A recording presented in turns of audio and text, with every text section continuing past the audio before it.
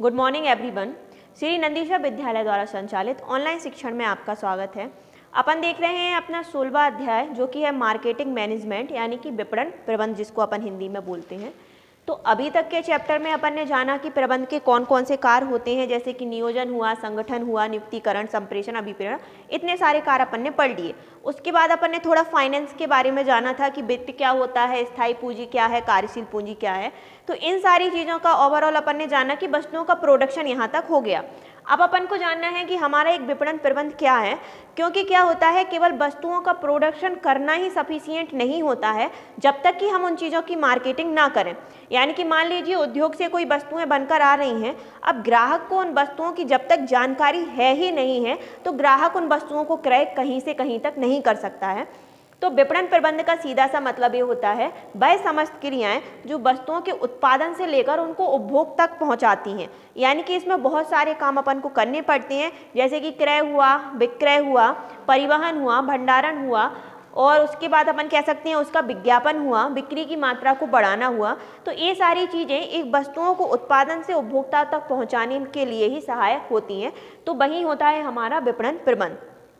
अब इसके अंतर्गत मोस्ट इम्पॉर्टेंट रहता है हमारे ग्राहक की संतुष्टि, क्योंकि अगर एक वस्तु अपन ने किसी ग्राहक को प्रोवाइड कराई है और ग्राहक को वो वस्तु अच्छी लगती है तो वो 100 नए ग्राहकों को उसकी वस्तु के बारे में जानकारी देता है। जैसे मान लीजिए एडवर्टाइजमेंट अपन दिखते हैं तो फेयर एंड लवली का ऐड आता है। अब बाई चांस तो कोई गोरा उससे हो नहीं सकता कभी ज़िंदगी में, और हो भी जाता है तो वो दूसरे ग्राहकों को बताता है कि मैंने बढ़िया क्रीम लगाई है और उससे मैं गोरा हो गया, और इस तरीके की चीज़ें। तो ये सारी चीज़ें केवल दिखाने के लिए होती हैं, इनमें अपन को विश्वास नहीं करना चाहिए। तो अपना टॉपिक मतलब कुल मिला के ये है कि ग्राहक की संतुष्टि जो होती है वह मार्केटिंग मैनेजमेंट में बहुत ज़्यादा उपयोग में ली जाती है। तो उसी चीज़ों के बारे में अपन को यहाँ पर जानना है। तो विपणन प्रबंध का मतलब होता है वस्तुओं को उत्पादन से लेकर उनको उपभोग तक बनाने में जितनी भी क्रियाएं इसमें सम्मिलित की जाती हैं, जिनके बारे में अपन अभी जानेंगे, तो उस चीज़ को कहते हैं कि वो क्या है, विपणन प्रबंध है। अब यहाँ पर अपन सबसे पहले जानते हैं कि विपणन प्रबंध के उद्देश्य कौन कौन से हैं, कि किसी भी व्यवसाय के अंतर्गत विपणन प्रबंध क्यों किया जाता है। तो सबसे पहला होता है मांग का सृजन करना। अब इसका सीधा सा मतलब ये होता है कि मान लीजिए आपने वस्तुओं का प्रोडक्शन कर लिया, प्रोडक्शन करने के बाद आप उनको अपनी दुकान में लाके आपने रख लिया, तो वो कोई काम की ही नहीं है जब तक आप उनकी मांगों को बाजार में नहीं बढ़ाएंगे। तो विपणन प्रबंध के माध्यम से क्या किया जाता है, ग्राहकों को वस्तुओं के बारे में जानकारी दी जाती है, उनका विज्ञापन कराया जाता है, फ्री ऑफ ट्रायल भी करा दिया जाता है, जिसके माध्यम से क्या होता है वस्तुओं की डिमांड अपने आप बढ़ती जाती है, और डिमांड बढ़ेगी तो हमारे प्रॉफिट अपने आप ही बढ़ते जाते हैं। तो मांग का सृजन करना ही विपणन प्रबंध का उद्देश्य माना जाता है। दूसरी चीज होती है ग्राहकों की संतुष्टि। जैसा कि अपन ने अभी इसकी डेफिनेशन में पढ़ा है कि एक जो कस्टमर रहता है वो 100 नए ग्राहकों को जन्म देता है।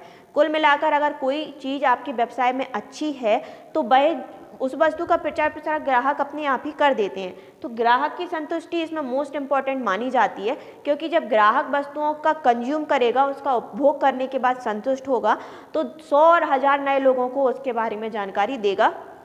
तो वह चीज़ें भी विपणन प्रबंध के उद्देश्य के अंतर्गत ही आती हैं। तीसरा होता है विक्रय में वृद्धि। यहाँ पर वस्तुओं का केवल विक्रय करना ही उपयोगी नहीं होता है, बिक्री की मात्रा को बढ़ाना भी होता है। जैसे कि आपके व्यवसाय में 100 वस्तुएं हैं, अब 100 वस्तुओं की बिक्री हो रही है तो प्रॉफिट हो रहा है, कंटिन्यू वो 100 वस्तुएं बिक रही हैं। अब 100 की जगह आपको ये करना है कि मेरी 150 और 200 वस्तुएं बिकें, ताकि जो प्रॉफिट है वो अगेन बहुत ज़्यादा बढ़ जाए। तो ये सारी चीज़ें भी विपणन प्रबंध के माध्यम से ही संभव होती हैं, और ये उनका उद्देश्य है। वस्तुओं का विज्ञापन करना, नई नई तकनीकों को अपनाना, ग्राहकों की मांग के अनुसार वस्तुएं प्रोवाइड कराना, ताकि हमारी विक्रय की मात्रा में वृद्धि हो सके। चौथा होता है लाभ का सृजन करना। तो सीधी सी बात है, कोई भी व्यवसाय संचालित किया जा रहा है तो उसका उद्देश्य होता है लाभ कमाना। छोटे से छोटी दुकान देख लें और बड़े से बड़ा अपन होटल देख लें, रेस्टोरेंट देख लें, कोई इंडस्ट्री देख लें या कोई कंपनी देख लें, सारे व्यवसायों का उद्देश्य रहता है कि हमें एनी हाउ कैसे ना कैसे लाभ प्राप्त करना ही करना है। तो लाभ का सृजन करना भी विपणन प्रबंध का उद्देश्य माना जाता है। लास्ट देखते हैं अपन ख्याति का निर्माण करना। तो ख्याति किसी भी एक व्यवसाय है जो ग्राहकों के साथ कैसा भी व्यवहार कर रहा है, कैसी भी क्वालिटी की वस्तुएं प्रोवाइड कर रहा है, मनमानी कीमतें वसूल कर रहा है, तो उससे क्या होता है व्यवसाय की ख्याति धीरे धीरे कम होती जाती है। दूसरी चीज, विपणन प्रबंध के अंतर्गत अपन क्या करते हैं, सही किस्म की वस्तु सही व्यक्ति को सही मूल्य पर प्रोवाइड की जाती है, झूठे विज्ञापन नहीं दिखाए जाते हैं, जिसके माध्यम से व्यवसाय की जो ख्याति है वो अपने आप ही बढ़ जाती है। इस प्रकार अभी अपन ने देखा विपणन प्रबंध के उद्देश्य। अब इस चैप्टर में अपन को जानना है कि विपणन के कार्य क्या होते हैं, अर्थात जो हमारा मार्केटिंग मैनेजमेंट है वो कार्य क्या करता है। तो 3 प्रकार के कार्य इसके अंतर्गत संचालित होते हैं। सबसे पहला होता है विनिमय कार्य, दूसरा होता है भौतिक कार्य और तीसरा होता है हमारे सहायक कार्य।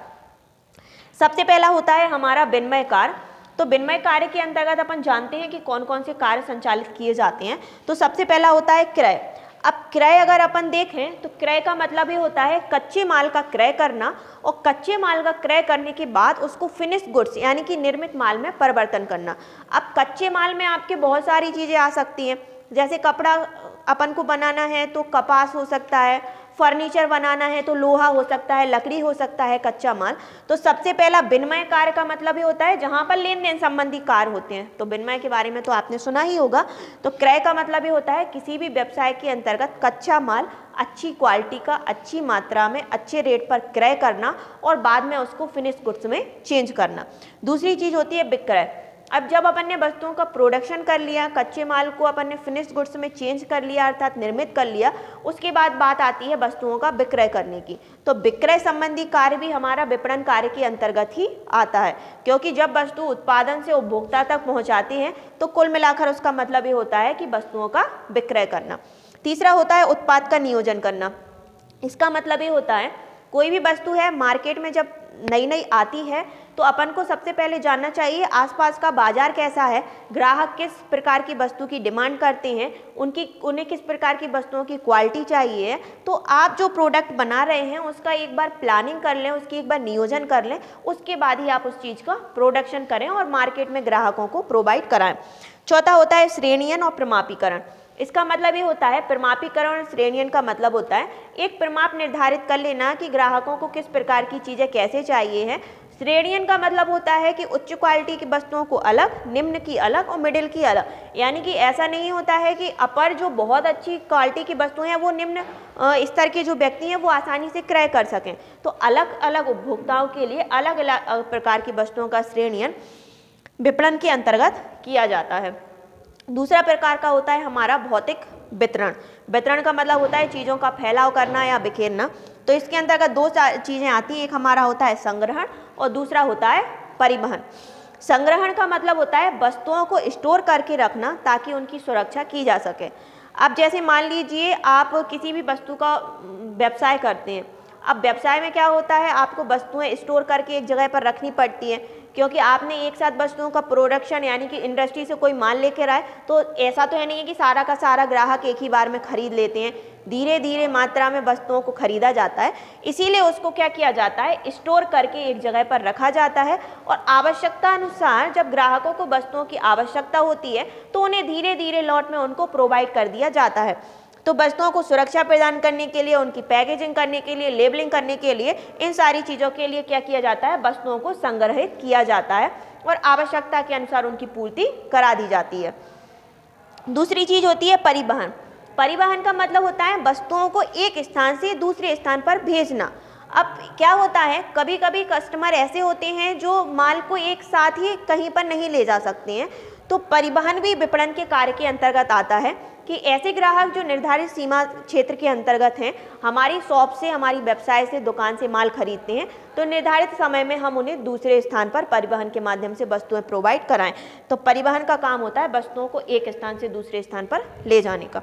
तीसरा होता है हमारा सहायक कार्य, यानी कि विपणन के अंतर्गत जो अभी अपन ने जाना विनिमय कार्य और भौतिक कार्य के अलावा भी एक कुछ सहायक कार्य होते हैं। सबसे पहला होता है वित्त की व्यवस्था करना। तो वित्त जो होता है किसी भी व्यवसाय का जीवन रक्त है, ये अपन लोग आसानी से जानते हैं, क्योंकि अगर अपन अभी की जनरेशन की बात कर लें तो बिना पैसों के कुछ भी नहीं किया जा सकता है। छोटी से छोटी चीज़ से लेकर बड़ी से बड़ी कोई भी चीज़ हो बिना पैसों की नहीं चल सकती है। तो व्यवसाय तो दूर की बात है सोचना, कोई भी व्यक्ति है किसी भी प्रकार का कोई भी व्यवसाय संचालित करना है उसे, तो उसे वित्त की आवश्यकता होती है। व्यवसाय में कितना वित्त लगेगा, कहाँ से उसकी व्यवस्था होगी, इन सारी चीज़ों के बारे में जानकारी जो ली जाती है वो विपणन प्रबंध का उद्देश्य माना जाता है। दूसरा होता है जोखिम वहन करना। अब गोदाम में माल रखा हुआ है, कभी आग लग जाती है, कभी चोरी हो जाती है, कभी बारिश से पानी खराब हो जाता है, तो उसके कारण क्या हो जाता है, हमारे व्यवसाय को लॉस हो जाता है। तो विपणन प्रबंध का मतलब उद्देश्य रहता है कि हमारे व्यवसाय में कोई हानि ना हो, इसीलिए वो हमारी संपत्ति का, हमारे माल का बीमा करा के रखते हैं। तो बीमा कराया जाता है, कोई लॉस होता है तो उससे हमें कुछ ना कुछ कंपनसेट मिल जाता है। तीसरा होता है मूल्य का निर्धारण करना।